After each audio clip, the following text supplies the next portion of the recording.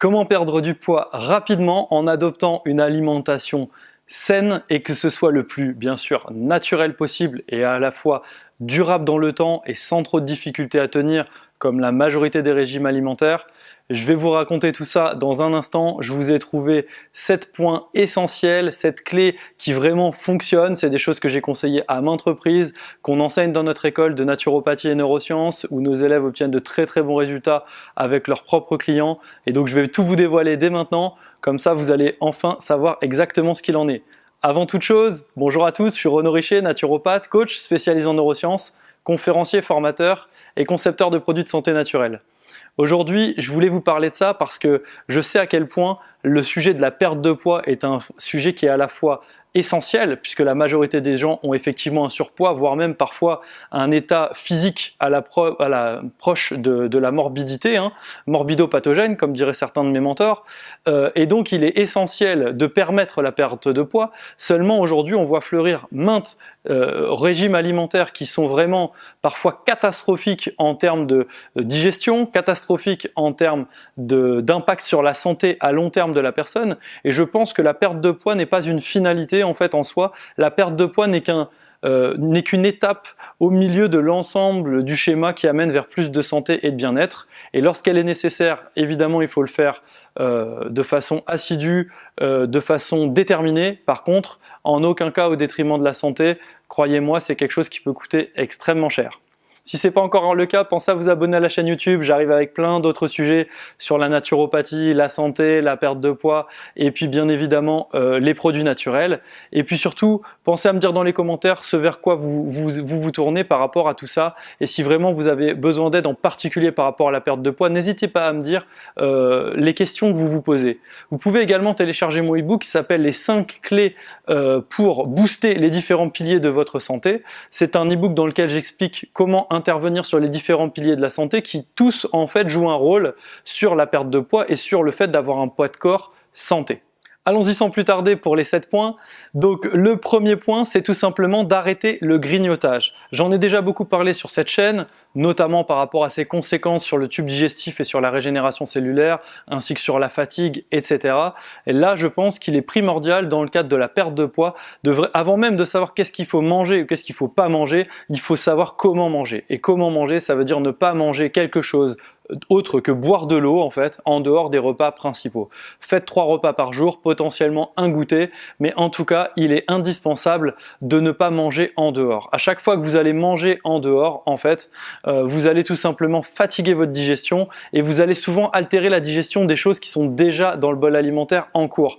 Et donc, plutôt que de correctement nourrir votre corps et de fournir des nutriments alors que vous avez déjà fait l'effort digestif, vous allez nécessiter un effort digestif supplémentaire qui va en fait dégrader votre capacité à traiter les choses. Et comme souvent malheureusement dans le corps humain, lorsque vous ne permettez pas une parfaite digestion, qu'est-ce qui se passe? C'est pas les mauvaises choses qui vont être facilement dégagées par votre corps et les bonnes qui vont affluer en quantité. Au contraire, le corps va parfois avoir du mal avec des mal-absorptions, des mal-assimilations de certaines choses essentielles et donc votre corps va dégrader son état de santé et de bien-être. Au contraire, tout ce qui n'est pas forcément bénéfique va exploser. Je vois très souvent des gens avec des taux de sucre qui crèvent le plafond dans leur sang, de glycémie, même dans les urines et également tout simplement parce qu'ils grignotent énormément et en réduisant le grignotage, en conservant les repas normaux, sans même faire d'ajustement, bizarrement les choses s'améliorent d'elles-mêmes. Le point numéro 2, c'est réduire les féculents. Les féculents, c'est tous ces aliments comme les pâtes, le pain, le riz, les pommes de terre, les patates douces. Ce sont des glucides. Tout ça, on appelle ça les féculents et pour certains les farineux. Tout ça, c'est des glucides. Quand vous avez une assiette qui contient naturellement des féculents, en France, on constate que les gens mangent plus de la moitié de l'assiette en féculents. Il faudrait simplement non pas les supprimer des assiettes, mais les réduire. Il est impensable d'avoir dans chaque repas 50% ou plus de féculents. Je pense qu'un quart de féculents est largement suffisant, peut-être moins dans des cas où la personne a vraiment une très grosse perte de poids pour des raisons pathologiques en fait à effectuer de façon rapide. En tout cas, le but n'est pas forcément d'aller trop vite, le but est que ça s'inscrive dans la durée et vraiment réduire les féculents, c'est la base. Je ne vous dis pas de ne pas en manger, au contraire, consommez-en, mais consommez-en de façon modérée, c'est-à-dire que lorsque que vous aviez tendance à prendre 10 cuillères de riz, prenez 2 ou 3 cuillères de riz et vous verrez qu'avec le reste des conseils, il n'y aura aucun problème, vous n'aurez pas faim. Point numéro 3, augmenter la ration protéique. Très souvent, on veut perdre du poids, sauf que malheureusement, en fait, on a peur de manger des protéines, on a l'impression que c'est gras, que ça fait prendre du poids, et donc les gens pensent plutôt prendre du riz blanc comme étant quelque chose qui fait perdre du poids, et puis supprimer la viande, le poisson, ou même certaines protéines végétales, pensant que c'est trop riche. Il s'avère que les protéines sont indispensables au métabolisme, indispensables à la production de certains enzymes, indispensables au fonctionnement normal de votre foie, qui va être l'organe qui, en fait, va empêcher l'accumulation des graisses dans votre corps, mais surtout favoriser l'évacuation des graisses en excès. Donc si vous supprimez les protéines ou que vous n'en consommez pas assez, vous vous retrouvez avec un organisme carencé qui ne va pas pouvoir éliminer et qui ne va pas pouvoir travailler normalement. De plus, la carence protéique souvent génère énormément de fatigue, des anémies, et également vous allez avoir des difficultés peut-être dans la pratique sportive et dans le sommeil, de par la mauvaise production de certains neurotransmetteurs, et naturellement, lorsque vous allez en consommer ou augmenter la ration protéique, vous allez voir des améliorations de ce type qui seront propices à tous les autres paramètres du mode de vie qui contribueront à la perte de poids. Je ne l'ai pas dit dans cette vidéo, ici je vous parle uniquement de la partie alimentaire de la chose. Naturellement, il y a d'autres domaines, notamment psycho-émotionnels, énergétiques, sportifs, le sommeil, etc., etc. La spiritualité, on pourrait parler de tous les sujets sur la perte de poids. Si ça vous intéresse, n'hésitez pas à me le dire dans les commentaires. Point numéro 4. Je vous recommande d'augmenter la ration de légumes. Tout simplement parce que vous allez manger de ce fait plus de minéraux et d'oligo-éléments, quelques vitamines, que ce soit des légumes crus au travers des crudités ou des légumes cuits. Dans le cadre des légumes cuits, ça génère un effet de satiété important. Donc en mangeant davantage de protéines et davantage de légumes, vous verrez que vous n'aurez pas faim, alors même que vous avez réduit la part de féculents qui en règle générale était la source de cet effet de boum, le ventre lourd, ah j'ai bien mangé, j'ai plus faim. Ça c'est l'effet féculent. Au contraire, lorsque vous allez manger davantage de légumes, vous allez voir, vous aurez un effet beaucoup plus léger, et en plus de ça, ça agira correctement sur votre système nerveux en fournissant des minéraux et des oligo-éléments. Donc c'est bon à prendre, ainsi que des fibres pour améliorer le transit et surtout limiter l'absorption des sucres en excès et limiter l'absorption des graisses, des mauvaises graisses en excès au niveau de l'intestin et du côlon. Point numéro 5, prendre plus de gras, manger davantage de graisse. Je ne parle pas de mauvaise graisse, bien sûr, je parle de bonne graisse. Consommer davantage d'oméga 3, peut-être consommer davantage d'huile d'olive, de beurre de bonne qualité. J'aime beaucoup le beurre bleu blanc cœur, qui provient en fait d'élevage où on enrichit l'alimentation en oméga 3 des animaux. En plus, ils essayent de faire ça avec une charte vraiment bien pour le bien-être des animaux. Donc c'est intéressant de consommer ce type de beurre ou de l'huile de coco. Enfin voilà, vous connaissez ces choses-là qui sont actuellement en vogue. Le fait de consommer davantage de gras va tout simplement générer un effet de satiété extrêmement fort. Lorsque vous mangez davantage de gras, tout de suite, vous avez un effet satiété. De plus, le gras peut fournir de l'énergie au corps qui nécessitera moins d'apport en féculents et moins de fringales suite à des creux d'hypoglycémie. Donc vraiment, clairement, mangez davantage de gras. Je ne vous dis pas de prendre un quart d'assiette ou une demi-assiette de beurre. Soyez modéré dans toute chose. Par contre, vraiment, n'en mangez davantage de gras, ça vous évitera de sombrer dans un besoin nutritionnel compulsif et d'aller grignoter entre les repas ou de vous gaver de féculents. Point numéro 6, pensez à jeûner régulièrement. Alors évidemment, on pense toujours au jeûne parce que ça va aller puiser dans nos réserves et que du coup on va perdre du poids, naturellement. Mais le jeûne, c'est avant tout un moyen d'activer ce qu'on appelle l'émonctorisme, la capacité naturelle d'épurer du corps en fait. Et ça permet quoi? Ça permet tout simplement d'aller drainer des toxines et des toxiques vers l'extérieur, de désengorger nos glandes, de désengorger notre organisme, nos graisses également, et donc de permettre au corps d'accepter d'éliminer ces graisses. Parce que lorsqu'on a un corps qui est engorgé, souvent on va aller stocker les mauvaises choses dans les graisses. Si on ne fait pas un travail d'épuration et de détoxination avant de perdre du poids, en fait votre corps va être résistant à éliminer sa graisse parce que ça risquerait de libérer toutes ces choses-là. Et souvent on constate qu'en faisant un jeûne, ça va vraiment épurer. De plus, en nettoyant naturellement vos glandes par ce mécanisme naturel, vieux comme le monde, le jeûne, c'est très simple, que tous les animaux pratiquent d'ailleurs lorsqu'ils vont mal.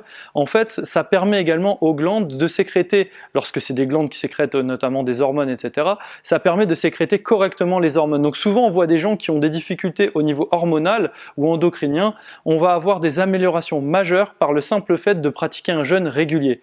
Bien sûr, il existe des contre-indications au jeûne, ce n'est pas le but de cette vidéo. Renseignez-vous à ce sujet-là. En tout cas, à part dans des cas où il y a des pathologies assez lourdes, spécifiquement déconseillé de jeûner, vous pouvez sans problème faire un jeûne, et je vous conseille pour cela de faire un jeûne une fois par semaine ou tous les 15 jours, c'est-à-dire une journée pendant laquelle vous ne buvez que de l'eau ou bien une tisane légère et que vous ne consommez absolument rien au niveau alimentaire. C'est quelque chose qui ne nécessite pas de préparation et qui permet au corps de régulièrement épurer sans avoir besoin de faire un jeûne d'une semaine, 10 jours, 3 jours, 3 semaines, un mois ou plus, où là par contre ça nécessitera un travail préparatoire. Si vous jeûnez régulièrement, vous n'aurez pas besoin de travail préparatoire et vous obtiendrez à long terme et à moyen terme des résultats spectaculaires, notamment sur votre perte de poids. Ça va régulariser une grande partie de votre métabolisme. Point numéro 7, pensez à mastiquer en conscience. Vraiment, faites-moi plaisir, prenez conscience que lorsque vous mangez quelque chose, il faut vraiment que cette chose soit complètement dégradée à l'issue du tube digestif, et surtout il faut que votre cerveau puisse comprendre ce que vous consommez. Pour cela, lorsque vous mâchez, il y a des informations qui remontent au cerveau pour indiquer la composition. De plus, lorsque vous broyez correctement, ça va humecter, ça va fournir un apport enzymatique et qui va permettre que lorsque ça arrive dans l'estomac, une grande partie du travail est déjà faite. Ensuite, le travail de l'estomac va s'opérer, puis de l'intestin, la sécrétion pancréatique également va se faire beaucoup mieux, celle du foie aussi, et comme ce qui arrivera dans le tube digestif sera déjà réellement en bouillie très très fine, vous aurez en fait une puissance de toutes ces sécrétions qui ira beaucoup plus profond. On dit souvent que tout ce qui n'est pas digéré par les fonctions naturelles du tube digestif nourrit les choses pathogènes, c'est-à-dire nourrit les parasites intestinaux notamment, ainsi que les bactéries ou autres flores dites pathogènes non souhaitables et engendrant des dysbioses intestinales, engendrant des pathologies lourdes, parfois inflammatoires de l'intestin, des maladies de Crohn, des maladies auto-immunes. Donc vraiment pensez à mâcher votre alimentation. J'ai vu il y a peu de temps un gastro-entérologue dire que 80% des pathologies courantes digestives pourraient disparaître si les gens se mettaient à mâcher davantage ou à mieux mâcher. Pour cela, c'est très simple. Il faut simplement vous mettre à mâcher en conscience. On n'apprend pas à mâcher aux enfants, on passe maintenant très vite de l'allaitement ou du biberon à la purée, donc on perd les réflexes de mastication reliés à l'allaitement, et pour ceux qui sont directement au biberon, n'ont quasiment jamais obtenu ce réflexe de mastication. On passe à la purée, et ensuite l'enfant petit à petit, on lui incorpore des choses contenant des morceaux, et on voit très vite qu'ils n'ont même plus le réflexe de faire ressortir les morceaux. Parfois, ça génère des étouffements et il faut intervenir. Le fait d'apprendre à l'enfant à mâcher le plus vite possible fait que toute sa vie, il l'aura fait de façon automatique. L'adulte qui n'a pas appris à mâcher doit reconscientiser la chose, c'est-à-dire que on doit remettre dans son mental, dans sa conscience, dans sa concentration, le fait de mâcher. Et à partir de là, à force de le faire, cela va tout simplement impliquer un réflexe subconscient automatique basé sur le fait de la multiplicité des fois et de la récurrence des actions conscientes. On va régénérer dans le subconscient un travail naturel de mastication et donc on va pouvoir, sans y penser, petit à petit, davantage mastiquer. Il n'est jamais trop tard pour s'y remettre et d'ailleurs c'est un excellent moyen de rééquilibrer sa mâchoire et d'avoir des dents fortes puisque un organe non sollicité a tendance à dégénérer. Ensuite, comme vous le savez, j'aime bien vous faire un point bonus. C'est un petit point qui est à la fois assez plaisant et pas forcément attendu. Pour moi, c'est le fait de consommer une boisson que je trouve fantastique qui s'appelle le kombucha. Je vous mettrai le lien vers une boisson que vous pouvez acheter de très très haute qualité. Je connais particulièrement bien le producteur, c'est un ami depuis des années. Je connais la qualité de son travail, mais vous verrez qu'il en existe d'autres marques et que vous pouvez également le faire vous-même. Le net regorge d'informations à ce sujet-là. Le kombucha, c'est une boisson pétillante à base de thé fermenté qu'on a sucré au départ et qui s'est mis à fermenter. Thé noir, thé vert, les deux sont possibles. Et en fait, ça donne une boisson qui a des acides dedans très puissants pour détoxiquer le sang et le foie. Donc vous imaginez bien comme le foie joue un rôle majeur dans la perte de poids et dans le fait d'épurer, si vous voulez, l'organisme de son excès de graisse et puis de ses éléments toxiques, on va avoir un effet impressionnant. De plus, le kombucha est à la fois extrêmement probiotique et prébiotique. Il va jouer un rôle colossal sur la flore intestinale qui aujourd'hui, les études sont claires, joue un rôle fondamental dans la prise de poids ou la perte de poids, notamment dans des cas d'obésité grave, dans des cas de diabète, de maladies métaboliques. Et donc le fait de consommer du kombucha, ce n'est pas un remède miracle, en tout cas c'est un moyen de vraiment vous aider dans votre hygiène de vie au travers de quelque chose de relativement plaisant et de peu coûteux, puisque finalement ça représente un budget moindre par rapport à des substituts ou des produits spécifiques à la minceur.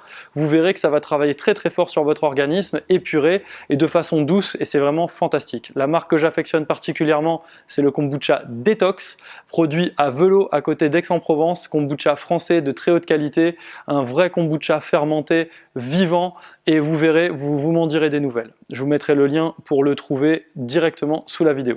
Voilà, j'espère que cette vidéo vous aura intéressé. En tout cas, pour moi, c'est fondamental de vraiment pratiquer ces différents points. Ce n'est pas un point sans les autres, c'est vraiment l'ensemble de ces points qui font que vous allez pas avoir faim, que vous allez tenir, que vraiment ce ne sera pas problématique, que votre corps va être activé et à la fois désactivé sur ce qu'il y a besoin pour obtenir une perte de poids au travers d'un travail physique alimentaire.